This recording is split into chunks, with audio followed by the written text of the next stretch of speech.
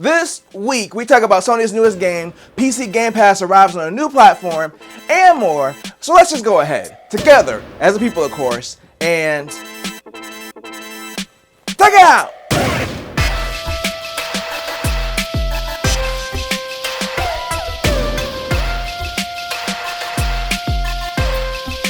And welcome to another sensational Sunday. I'm Mike, and I'm back to talk about the gaming news right now. As in NVIDIA's Geforce Now, their streaming service where you can play PC games you're already on other platforms like Steam and Epic Game Store.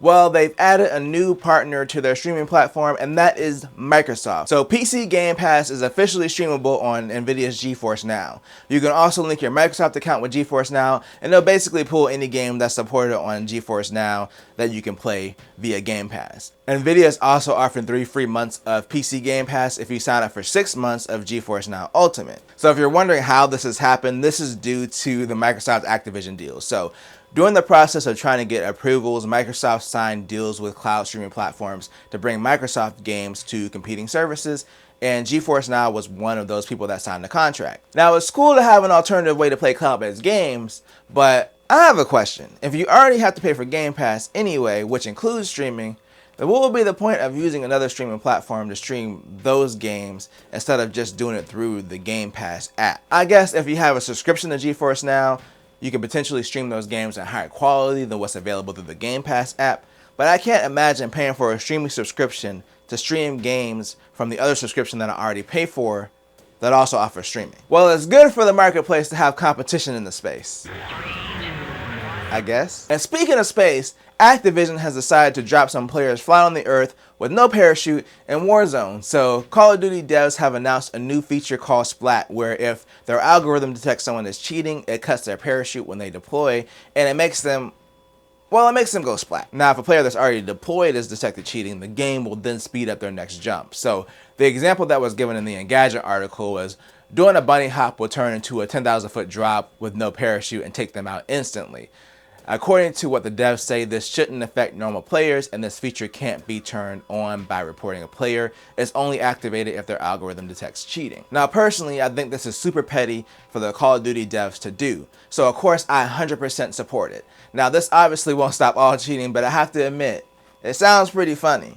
As long as it doesn't mess up and punish normal players, then I think it'll be an entertaining addition to the game, at least for people that aren't cheating. But you know what? Maybe you're just tired of Call of Duty in general and want to play something a little more, old school. Well, Valve is celebrating the 25th anniversary of Half-Life, and as a part of that, they're giving it away for free. Right now, and until tomorrow, November 20th, you can add the original Half-Life to your library for free. And they've also done an update that's added 4 new maps for multiplayer, and just a lot of quality of life improvements. It's also now Steam Deck verified, and they've also released a documentary about the game on their YouTube channel. Now, personally, I've never played any of the Half-Life games aside from Alex, but I think now is a good time for me to hop in for free and check it out. But you know what else people were checking out?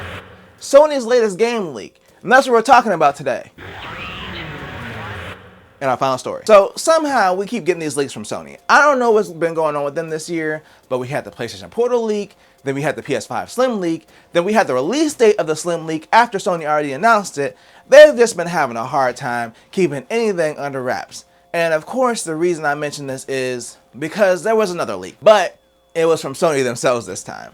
So Sony accidentally put up the store page for The Last of Us Part 2 Remastered too early, and of course people got the screenshots of it before it was taken down. So psdeals.net, which is a site that tracks PlayStation Store listings, caught the listing before it was taken down. The listing showed the details about what's being changed in the remastered version of the game. It's going to have a brand new 4K fidelity mode, improved loading times, and it's going to integrate the PS5 DualSense controller features. I'm guessing it'll probably be like the vibration and the haptic trigger. They're also adding some new modes like a roguelike mode that basically lets you pick a character and do a bunch of random encounters and survive as long as you can. They're also adding a lost levels mode that has some parts of the game that were cut, like parts that were in early versions of the game before release. The trailer was also leaked by Insider Gaming, which included the release date of January 19th. So of course, after that massive leak, again caused by Sony, Naughty Dog just went ahead and officially confirmed the game. All the details I mentioned before from the leaks were accurate, which yeah, it came from Sony on their store page, so you would expect it to be. So yes, The Last of Us Part 2 Remaster is officially coming January 19th.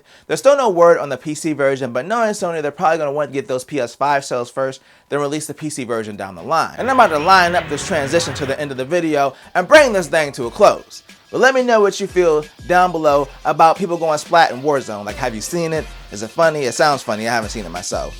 But again, let me know down below. And if you enjoyed this video, then make sure to tell a friend, tell a coworker, like, share, and subscribe, and hit the bell notification to be notified when I drop a video or a live stream. And always do at least 2 things at the same time. Peace.